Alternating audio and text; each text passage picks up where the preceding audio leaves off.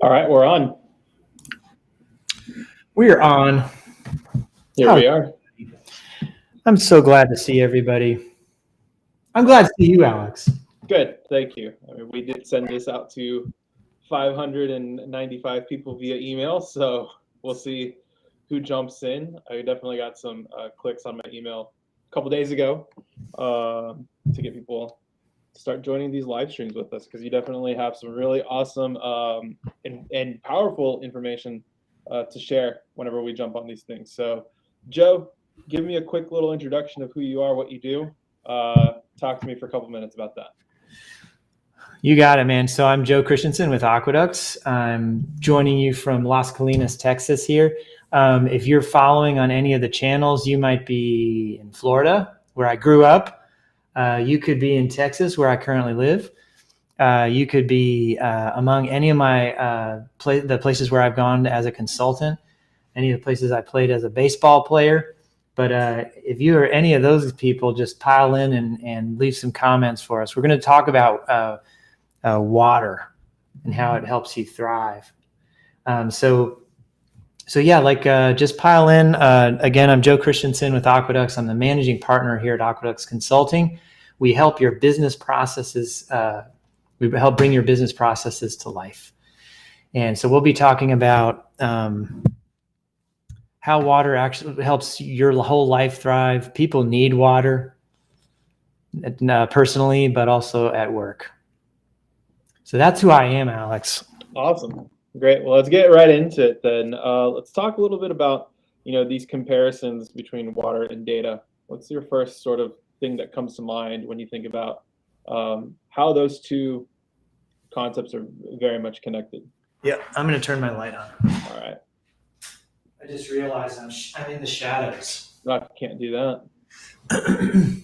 Yeah, talk to me about the first thing that pops in your mind when you talk about this sort of the similarities between water and data. Yeah, so when I started in my business, but way before that, water was key to everything. I grew up in landscaping in Fort Myers, Florida, and my mom had like a 10-acre nursery out there in Fort Myers. So this was like, if you've ever been out in Florida, I mean, it gets so humid that you feel like you're swimming. It feels like you're swimming in the water. So the water's in the air. But as I went on in my career, like I was a baseball player, needed water a whole lot to play baseball in Florida. I played year round through the hot months as well. And then as I went on into my career, like I got into literature for a long time and did a lot of studies at the PhD level for master's level and then PhD level for literature. And I left for work. Like I got married and I went into the work world to figure out everything from the dock doors.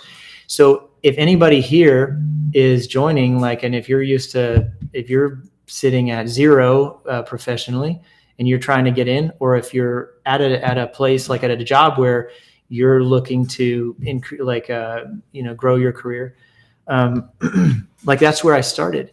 And what I noticed, I had come out of this literature program, and in the literature program, I studied Latin. And in Latin, you study Roman culture.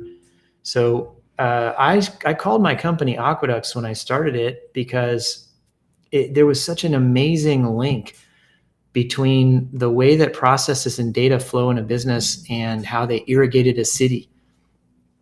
And in the literature program I was in, we read about the rise and fall of civilizations and what actually made the city go and what made it fall. So many of those, those outposts, like in what I read about, like in the epic poems and in literature, they all cluster around water, naval warfare, agriculture, you name it.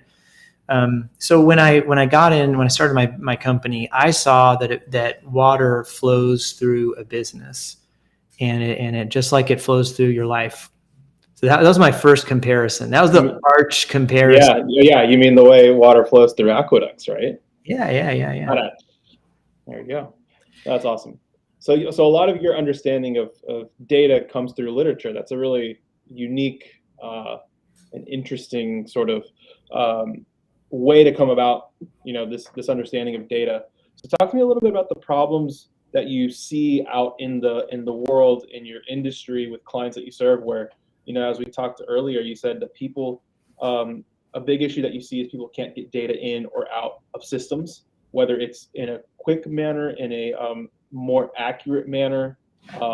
Yeah, so talk to me about about that aspect of data and how it relates to water.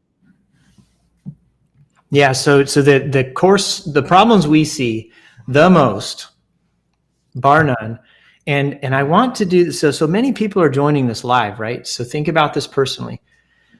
On the business level, cash flow is like water. I mean, it is literally it's going to make or break the company. If you drop water out of any process in a human life, but also in a city, and especially in a business, the business just seizes up. It needs a constant flow of water. So the problems we see are that you can't get data into or out of a system. And in your personal life, you've got something coming inbound or not going outbound, right? So you got a relationship where nobody's giving you anything, or you're not irrigating the relationship yourself. You're not giving anything to a friend or a significant other, a spouse, a brother, sister, like a coworker. So that flow is really, really important. The problems we see in the business world directly are that the data systems are not irrigated. So you can't get data into the system, or once it's in, you can't get it out. So it's a plumbing issue. That's what we saw. It's like pure plumbing. And that's when I called my business Aqueducts, like we saw that problem of getting data in or out would help the city thrive or not. Wow. So real quick, I'm going to cut you off because I know we have 2 people watching live right now on Facebook. So I want to invite you to let us know that you are watching, where you're watching from, so that we can engage with you in this. And it's not just a very, back and forth conversation between me and Joe. So let us know. I do know that people have opened the email that we sent and they're clicking on the links. So jump in, let us know where you're watching from, who you are, what you do. We'd love to interact with as many people as possible and have these conversations about data and water with you. Yeah, please do. Don't be shy. I want to talk to you guys. And that's what I did. Alex, I went out and I talked to everybody at work. Like I came out of this literature program and a lot of narrative, right? A process is a narrative in the work, in the books in the works that we studied. But my gosh, man, the narrative's on site. The narrative that you would find in your significant other, spouse, or wherever, your coworker, man, your boss, like your people who are working for you or with you or whatever, if you would listen, there's a narrative there. And so everybody runs on narrative. You talk about water, man, like everybody has this amazing story. And we read deeply for 7 or 8 years in the doctoral program, master's program at the University of Dallas. It's a great books program. When I got to business, it was all process narrative. It's like how the business ran. So I listened to how the business ran. I listened to the flow of water. You could hear it. Like you could hear where something was not flowing. You got no input or no output, right? At the finance level, usually you're complaining about no output, meaning that the operations world doesn't yield good data that you can analyze. The operations world, on the other hand, is usually about input is getting data inside into the system, but also out of it so that you can know what's going on. So it's those comparisons are there. I do business to business sales for really large companies. We're talking $150 million in sales in revenue up through $3 billion. So most of my career was like, it actually started at around a $30 million a year level. And I jumped right into like 300 million a year. And that company that was 300 million a year in 3 years went to $3.5 billion. It was oil and gas. They 10x'd in 3 years. That's a pretty meteoric rise up. And it seems like, in terms of all these systems that you use and your operations and your processes, how important it is to have all that figured out and know where you're going, right? Because did that company run into issues when they did 10x kind of unexpectedly and said, oh, wow, we can't really handle our operations now because we've 10x what we're doing. Is that something that you've seen? Oh yeah. And they're Like, overwhelmed and they're stressed, and yeah, they can't get data information in and out of systems, and everything kind of yeah. can fall apart quickly. Yeah, it's so in Aqueducts, I had this vision when I started the company. I started it after that tenure there, and what I saw was that if the water in aqueducts, in Roman aqueducts, you were grading water down from mountains all the way to like the fountains that irrigate Rome. Alex, can you is there a way you could share your screen, split, and then show some Roman fountains, some beautiful Roman fountains? Say no more. Keep talking. I will pull some up. So like it irrigated, like we got all these Rome people. Like I bet a bunch of the people on Facebook are like Romers, like out of the University of Dallas. So the aqueducts had to grade water downhill from mountain to fountain. That's how we describe our data flow when we do this engineering.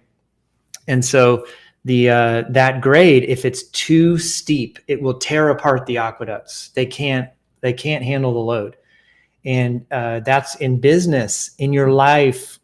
If you go from like, local singer to international sensation, like, rock star, it's usually not good for the person to whom this happens. Like there's that inrushing of so much water all at once is going to tear apart. There's no infrastructure to support it.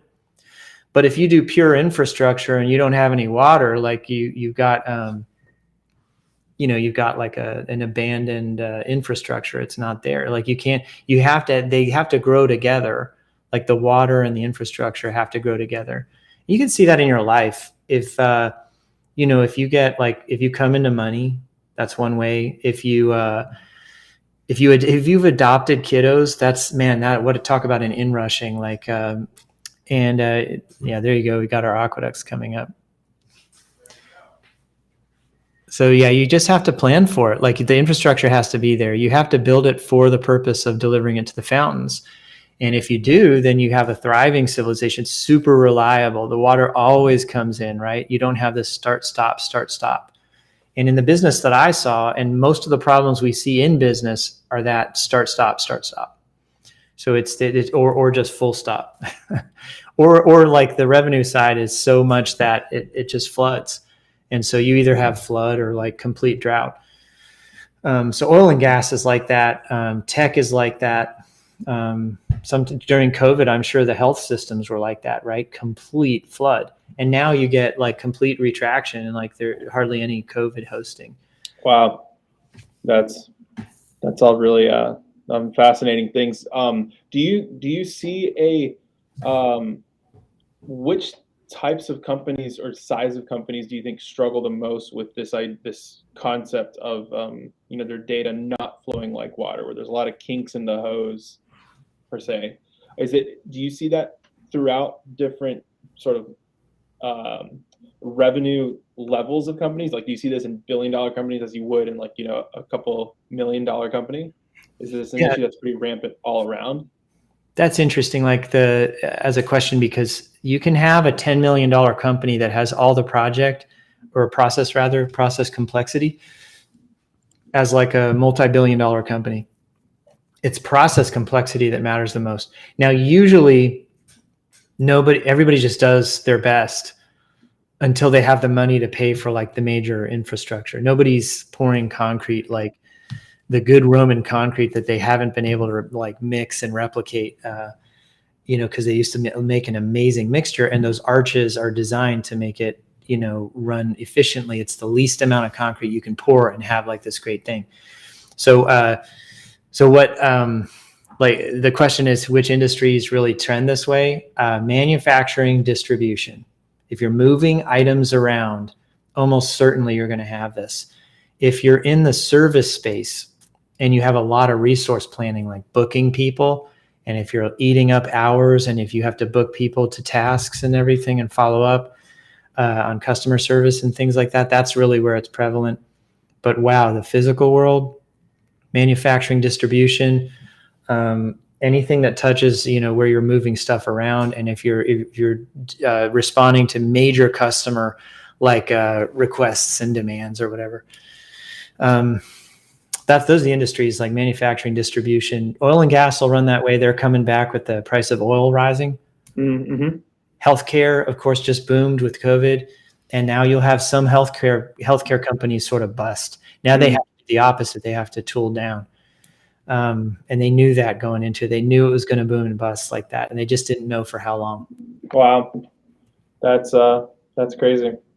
Wow. So, hey, Joe, we're gonna start wrapping this up. So we're right around the 20-minute mark, and there was one thing I did want to ask you is what would be a practical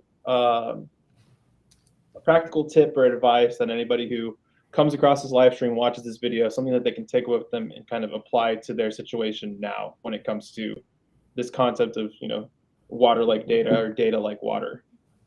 Yeah, this response is something that's very business oriented, but it's also a personal relationship. Here's the question. It's on water. Here's the insight. The insight is that you want to build a system in your life where the water runs continuously. That's really the insight here on this live. Build a system where the water runs continuously. Do you want to make somebody feel good because you paid attention to them and listened to them sometimes and only sometimes, and the rest of the time you're your own brass section? You're just talk, right? And you're talking over them. Or do you want to do that all the time? Do you want to build a relationship where you are always connecting with that person, and where you could say that the water, so to speak, in your relationship is flowing, that you're irrigating somebody with fresh running water? I think you're awesome. I really like what you do. You're great at your job. You're great at that. You're great at this. Hey, do you need any help with that? Those are all running water moments. We have the same thing on the business side. And my insight to the business people out here, on industry specific even, is design a system where that water flows all the time. You have to design a system like Aqueducts, like the name of my company. You have to design a system where water flows all the time. And this is the most important part, where the people in your organization are operative in going and getting the water. Some people in your organization will just benefit from the drinking fountain you set up for them. But your company has to know, your relationships have to have, and you have to know in the relationship how to cultivate the relationship and keep it going. So that's my insight that's what I want to leave you with. I see so many analogies here between water and data in business, water and relationships in your life, and water in even self-development. So keep those up and make them systems that you can maintain on your own. You have to know how to get your own water. Awesome. I have to know how to get my own water. I like that. That's good. That's a good insight. That's really great, Jed. Thank you so much for the time today. Thank you everybody for watching.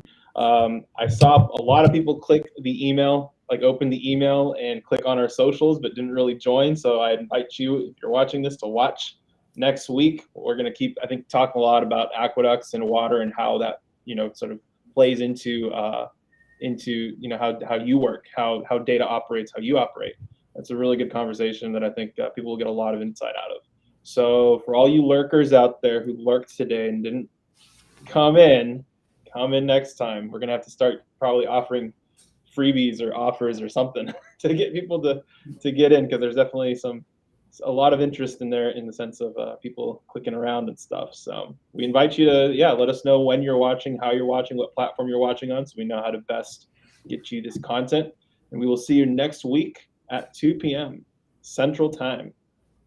I can't wait to talk to you guys. All right.